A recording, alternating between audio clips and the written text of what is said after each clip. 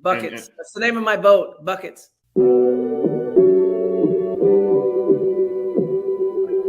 Buckets. What we get. Not the only transfer we got from Florida. Keith Stone, too. Remember that. Everybody who watches his show on a regular basis knows my love of the stretch four. You know, we all make mistakes. He might have made one going to It's Tallahassee. mercy if y'all don't know. Dribble to the left, cross over to the right. Hurricane to the game, many buckets for the night. Matt with the pick and roll, Melissa with the give and go. This Shally-oo, pretty girl dunking in the hole. Check the scoreboard, this what we fall for. Beat the gameplay, they want an encore. Yeah, overtime for another round. It's buckets out the buckets, baby. You out of time. It's buckets. What it is, homie, it's buckets. Woo! We get buckets. Yeah, baby, buckets.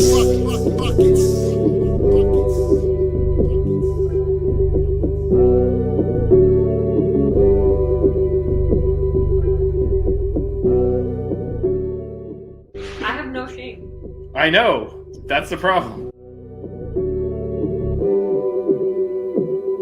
You guys are awesome.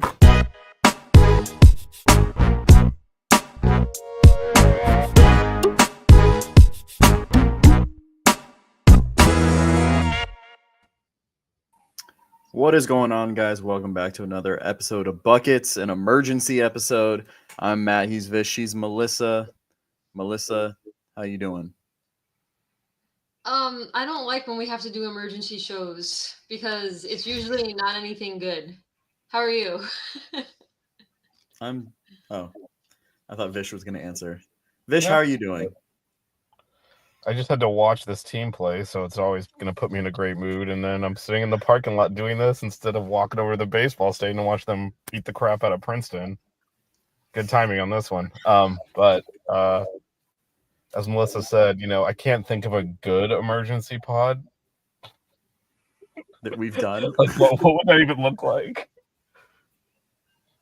Something bad has to happen to be an emergency. Have we ever done an emergency podcast that like was for something positive or good? Well, what could that even be though? Because like, yeah, if we win a big game and we do it, but we knew the game was happening. I think we did an emergency pod like when they hired Coach Cullup. We did a show. I don't know if we called it an emergency show though.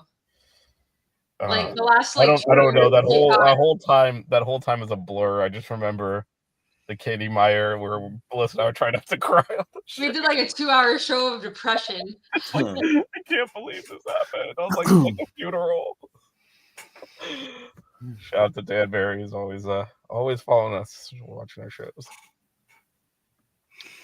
All right, so in case you don't know why we're not doing an emergency show because the Canes lost to Virginia Tech, that was pretty much as expected as an outcome. It was expected and then confirmed by Matthew Cleveland. Cleveland's absence and all of that. Just real quick on that. I mean, so your best player and leading scorers out.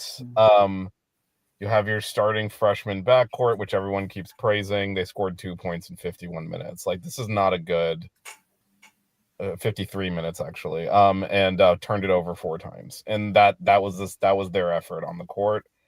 This thing needs to be blown up and completely like eviscerated. And apparently the way that they're choosing to do that, and I'll throw this to you, Matt, first, is to hire Duke assistant coach Jai Lucas. Associate. Whatever. Associate head coach. No, get the title right. It matters. He's the associate head coach. What's his father? Huh? That's the important one. This data coach too. That's the important part. Anyway, I'll throw it to you, Matt. What are your thoughts on this? Is okay. So where we are, just to set the stage, this is rumored and confirmed by multiple sources that it is happening. It's not been officially announced. I don't believe he's going to walk away from Duke in the middle of the season, so it's likely not going to be officially announced until Duke's going to play late into March. So it's probably as official as it's going to get in the near term. But throwing it to you, Matt, for your initial thoughts and to you, my guy. I mean, initial thoughts are, it's a two-parter for me. One, I don't understand why we hired someone right now. I know that this is a lot of like back channel communication and stuff, but to me, there's no way you had time to interview other people that could have been interested in this position. Other guys, like mid-major coaches that you could have looked at, or just other head coaches as well. It feels rushed to me. And just kind of moving on to Jai Lucas as a coach.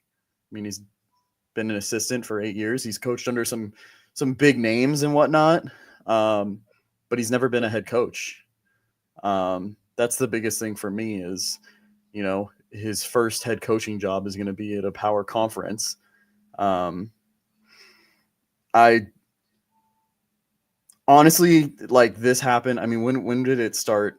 When did the rumors start coming out? It was like 2-3 days ago. Yeah, a few days ago. Yeah. And we should credit Canes Insight's been all over this. They've been in front Yeah. of it to report it. Yeah. For So really good reporting there. Yeah, obviously, I think, you know, he's a great recruiter, but he's also has been recruiting for programs like Duke and Kentucky that kind of recruit for themselves. I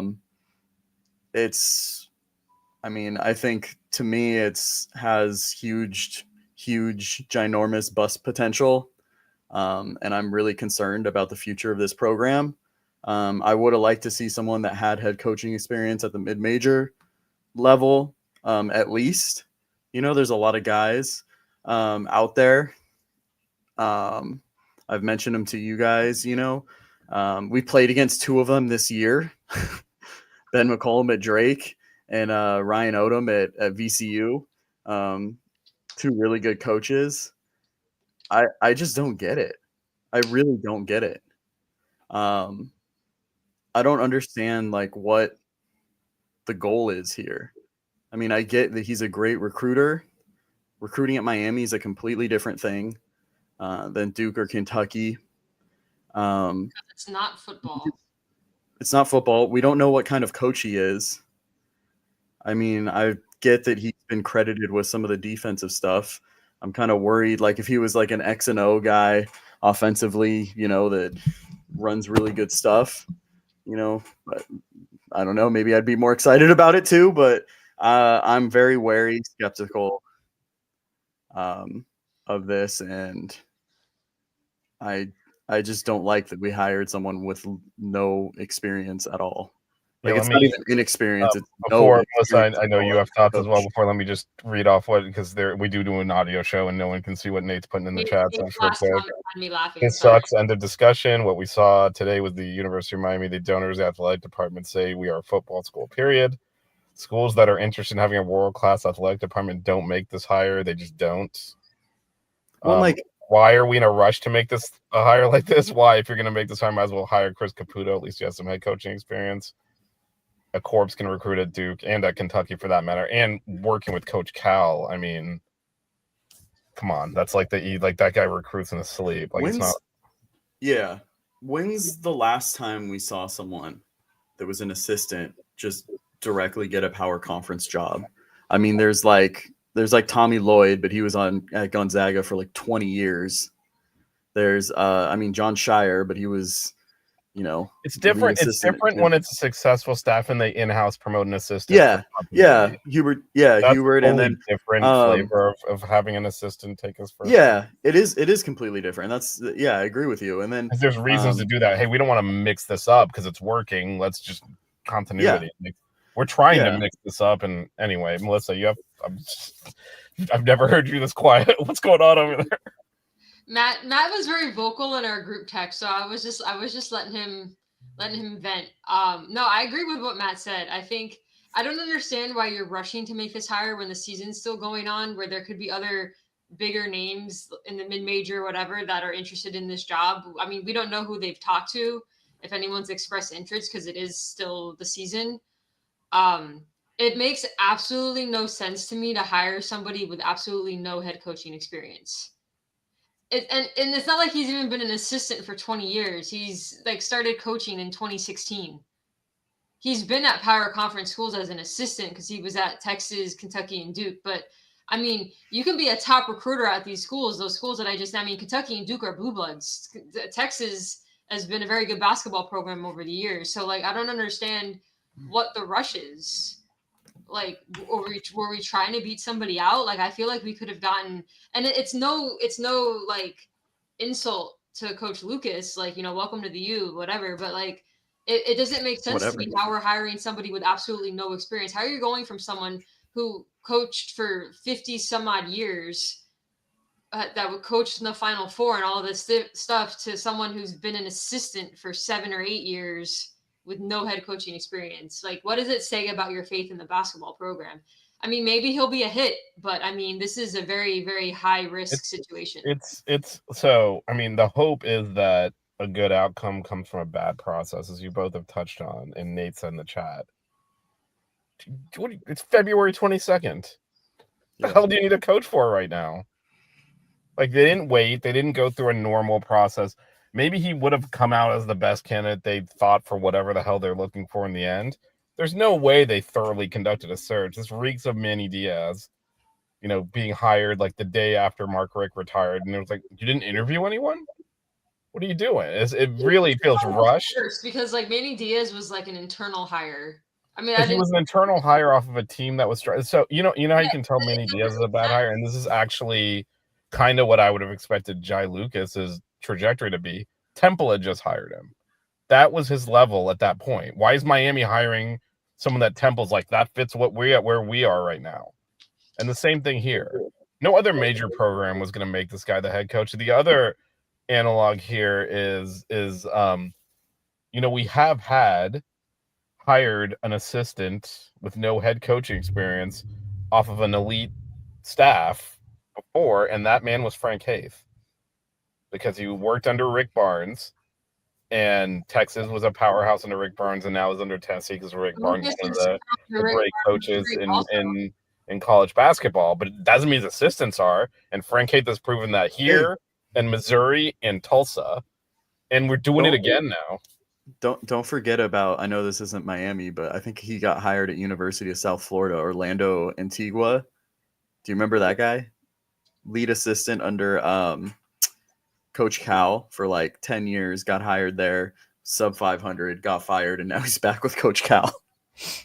I mean, a lot, again, like, there is a big, this is not football where like coordinators just, get that bump. Usually you have to go take a head coaching job somewhere and like prove it before you get it at a major level. And this is just like, I don't know what the fuck we're doing, to be honest. Like, this is, to Nate's point, it's almost like they just don't care. Like, what is this? Seriously, how is this? And look, here's my biggest issue, right? So everyone keeps, he's a well thought after assistant coach. That's for damn sure. People list out like who are the top rising star assistant coach. He's on the list, right? So it's not like they went and took a moron. The problem I have is everyone, the first thing about is recruiting. We are Miami basketball. We are not going to go and take all of Kentucky's players or Duke's players or North Carolina's players. So the thing we always have to do, and how we competed with those teams relatively well, is by getting cohesion, coaching up guys that weren't as highly sought after, and having them gel together and play better as a team. And develop people beyond like what Duke and Carolina all were doing, so that way we could go toe to toe with them. It was never because we had like on paper the most talent. And you know what? That shows up in the NBA, right? I mean, we don't really make a mark there at all. And that's because we just don't, that's just not what we're ever going to try. It's like the opposite of football. In football, you can get a recruiter in here and you can actually get more talent than your opponents and just beat them because of that. You can't do that in basketball here. And so maybe he's a great coach and this is going to work, but the thing that would make that happen is something we have not seen at all. So it's going unknown here. Like, maybe he does come in here and he knows what he's doing and everything's great. And he's like, wow, man, this guy's on top of it. He just hasn't had to prove it yet. So it's a bizarre hire. For your first head coaching job to be a power conference job, I mean, and it's not like a Duke. Like, I know Shire was hired internally, but I mean, he's got the whole Duke, powerhouse name behind him. Yeah, well, he was groomed to become the head coach too. Like, there was a plan in place for him to take over.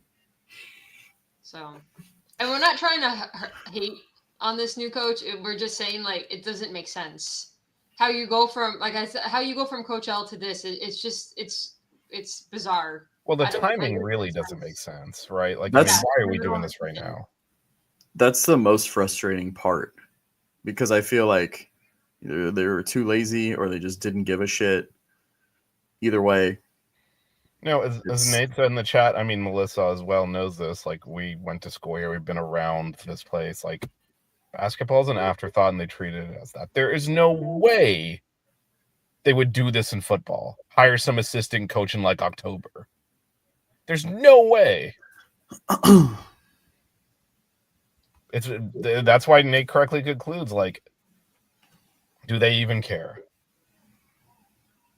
Because like you could have arrived at the same answer doing a thorough search, and again, I'm not exactly sure what we were looking for because clearly head coaching experience was not one of those things. But you could have done a thorough search after the season was over and still hired this guy. So I don't understand what the imperative was. Who are you competing with? Why are you trying to do this now?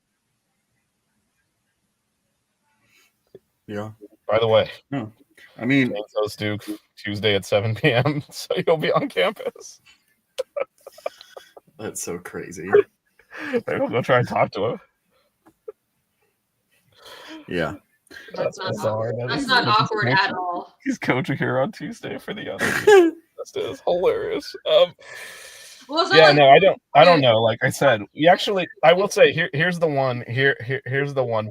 Okay, we've been very negative. I'm gonna put some positives on this, right? So, and this might sound like a slight, but it's not. He hasn't proven he can't coach, and so maybe he can't. No, I mean I get it. It's gonna Yeah, sound no, I like a slight, get right? what you're saying. But if maybe he is actually a good coach, and I'm sure there'll be some growing pains. Maybe it's actually it's just most people have to prove it before they get hired at the big time, right? I mean, it's just.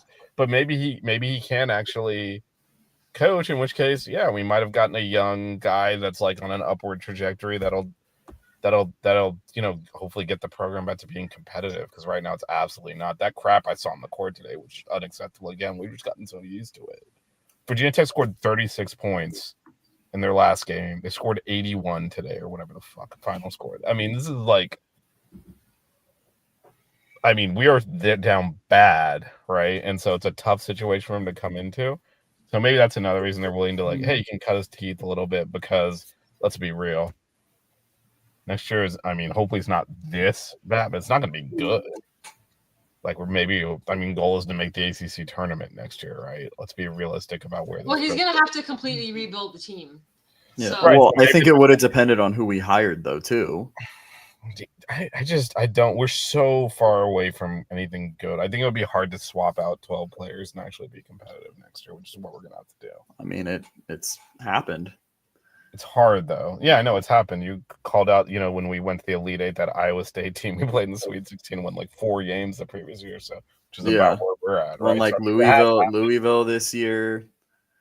I mean, Drake lost their entire team after their coach left, and then they brought in new coach, and they're in like the top 50 in advanced rankings and stuff. Yeah, I no, know it's what we're talking about. possible, but it's unlikely. And if they're playing a long game, I can kind of see that. Like, I don't want to just shit all over this because there are some merits here. It's just, I think the timing and process is what I'm more annoyed with. And then again, it's into the unknown. He has not ever done this job we hired him to do. So, and I even what you were saying, Matt, about how he's known as a good defensive coach, and frankly, we could use it. And maybe if he had some more offensive value, he'd be more excited. Frankly, I don't care, but that's not the head coach's job, and that's why it's so bizarre. You need to hire the right assistants that are in a cohesive staff that can install stuff that's complementary and do all this crap he's never had to do before. So it's just Like, there's so maybe many it'll work, things as a maybe head he's coach got that he it, hasn't but- been responsible for, right? right. Like, he hasn't been responsible for adjusting to his personnel, building a culture at a program. He hasn't been responsible for all these things, and it's going to take time.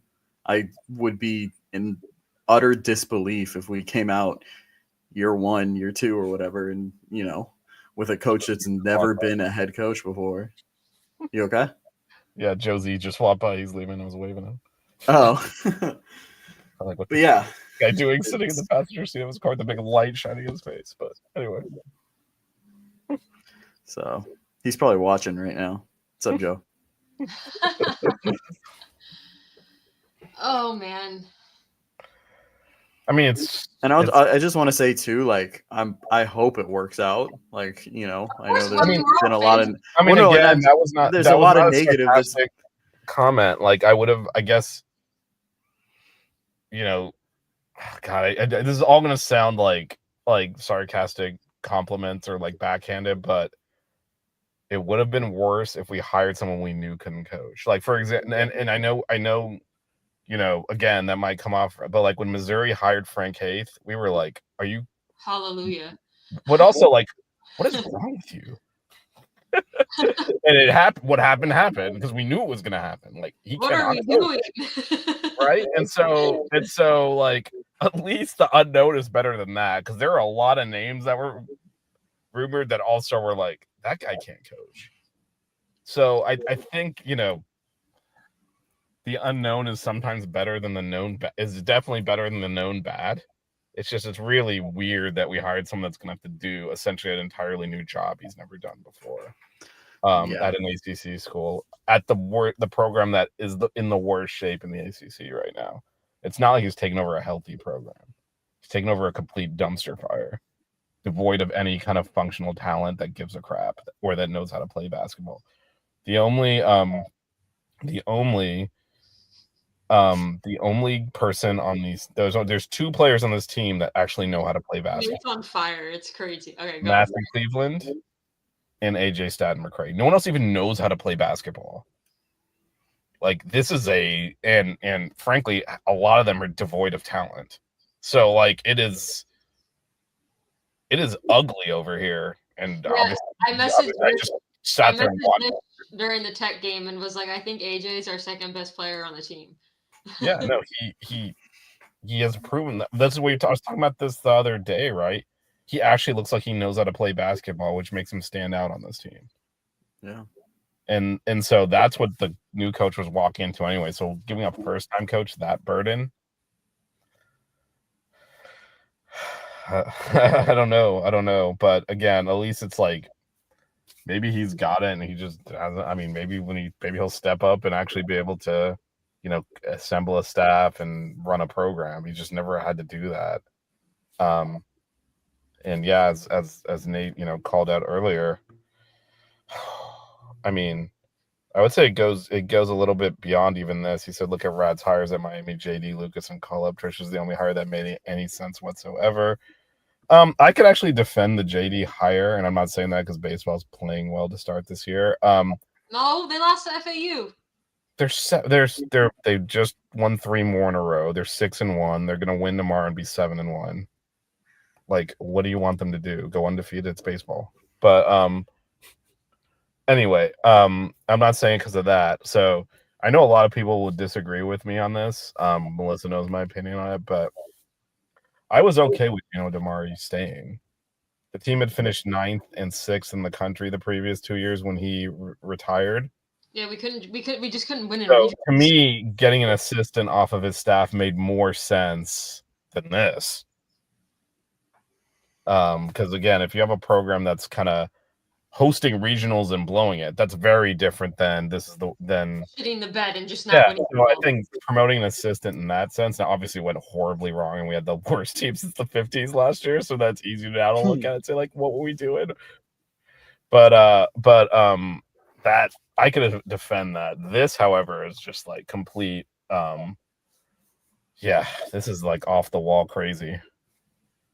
I don't know what this thought process is here. And yeah, on the Rad topic, I mean, I would say it's a little even more detailed than that. Like he didn't hire Mario.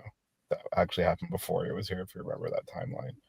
They fired Blake James before Manny Diaz, but they hired Mario before Radakovich. And since then he's had Gino Damari retire. And okay, let's see what happens this year. At least year 1, the returns were terrible. He had Katie Meyer retire. And look, I mean, we love the women's basketball team, but this has been an atrocious year for them too. They were picked to finish 8th in the conference. They're in a tie for 15/16. By the way, if they don't win tomorrow, we're dead. We are dead. because Pitt still plays Wake Forest too, and we're tied with them. So if we lose to Wake Forest, it's over. And Wake Forest will actually be tied with us with the tiebreaker too. That game at Stanford we're going to won't even matter. So there's that. And then Coach L retires in the middle of the year. And look, we'll see how this hire goes, but he's got coaches quitting left and right and retiring and walking away. And then the replacements have not so far been successful at all. Now again, it's still early. Club's year 1, JD's just starting year 2. So and obviously Jai Lucas isn't even hired yet. The returns aren't in yet, but these 3 hires are really up in the air at this point, and that's kind of what he's here for, right? So we'll see, but again, no one's gonna even care if the football team is good. So it doesn't, like, this football is just a beast that eats everything. Like, if they're good next year, no one will care if all of these teams stink, and that's the reality of it.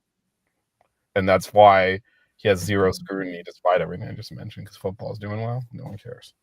I'm not judging Cullup yet. I mean, she had no, and I'm not judging JD yet. Time to put a team together. Everybody left, so like I understand there were a bunch of games this season that we probably could have won, and we've had these fourth quarter meltdowns. But I'm interested to see how she puts a team together next year, and we're going to be a lot younger, so it should be interesting. She can recruit her ass off too. So yeah, no, I think it's the early returns have not been positive. Like, this team has been disappointing this season. But that doesn't mean it was a bad hire at all. Like, we're definitely not. I just want to make that clear. We're not saying that at all. Like, that is way too early for that. And it's way too early for that in JD too. Even though everyone wants to pretend like he's been coaching her for 30 years because he's been the pitching coach.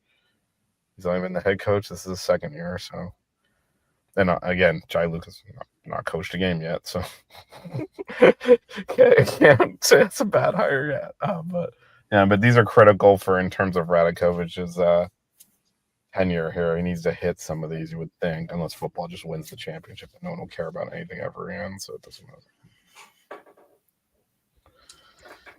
we'll see. Anyway, any final thoughts on this? Wait, no, but we have an actual final thought. Yeah, I'm talking to you, Melissa, because once we go to Matt, then we socks outro and get out of here.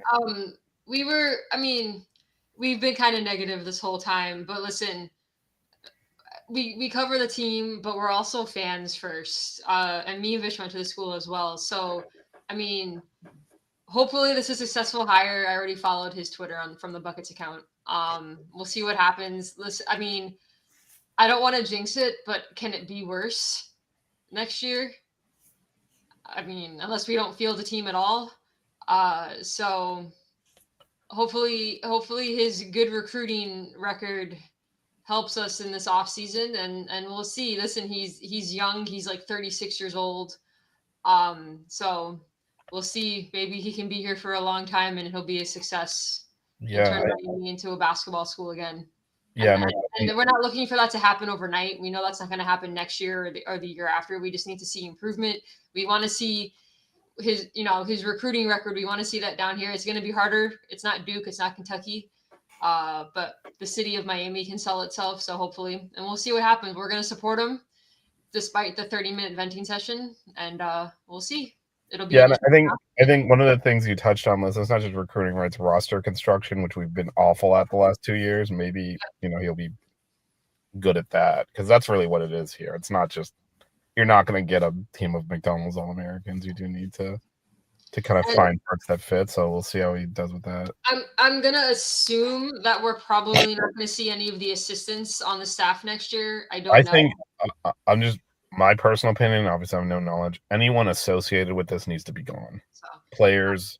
It sounds like it's a tear it down situation, but shout out to Coach Irving and Kimball, because they've been guests on the show. They were super chill, super cool. So we appreciate them. No, this is it's not personally anything. I just they need to get away from this too. Yeah. They don't everyone needs to get away from this. The players, I'm not Jaleel can go probably maybe get recuperated somewhere else. Maybe Divine can as well. Maybe Austin Schwartz can. They all need to this is toxic.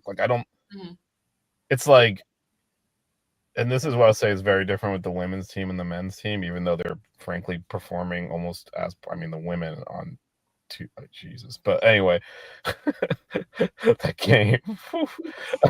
But I'd say the feeling around the team, like this, it's so toxic. The men's program right now. The women's team is not like that at all. Because again, Trisha has a culture there that she's setting that, like, I do think will pay off down the road, even though it hasn't really paid off in the win-loss column here. The men don't have a head coach. It's just like a free-for-all, but it is nasty. And I think it doesn't behoove anyone to stay in that was in it now. Like, I think it's better for all of them. This is not, I'm not saying like, because I agree with you, Melissa. I think AJ McCray is a really good player and someone that could benefit an ACC level team next year. I just think for his own benefit, I would get away from it. Like, it's that bad here right now. And as for the young kids, man, go make a career somewhere else. You have that opportunity still. You have 3 years left to play college basketball. Like, I would get away from here. And that's not me. Obviously, we love this program. I think it's better for them and for us just to flush this. That's what Coach L thought too when he just quit. It's like, you can't fix this. So I trust that man's opinion on the subject. Yeah. Last thing before I kick it over to final thoughts. Tomorrow is senior day for the women. Obviously, both the Cavenders, Nat, Darion, Cam, Sophia is going to walk again. But the cornerstone of the program. Yeah, we do have to special shout out to friend of the show, Jasmine Roberts. She stayed the 4 years. Very rare. Freshman, her sophomore year. For those of you that just know the Canes made the Elite Eight and don't know how they got there, Jasmine Roberts. Watch that Sweet 16 game against Villanova and Jasmine carry that team into the Elite Eight. So Jasmine, she's been in our comments and on our show. I've interviewed her at ACC Media Days twice. So that is definitely a Buckets legend and a Canes legend. Jasmine, we're all proud of you. Congratulations and thank you for everything. And hopefully we'll hear her on some announcing. I know she's a broadcast journalism major, so she's got more basketball to play. But yeah, don't know. More basketball to play, but eventually, her and Tamara James, maybe they can do a. No offense to Josie, but maybe there could be a game where the two of them call it together or something. That'd be pretty cool. So, all right, let's kick it.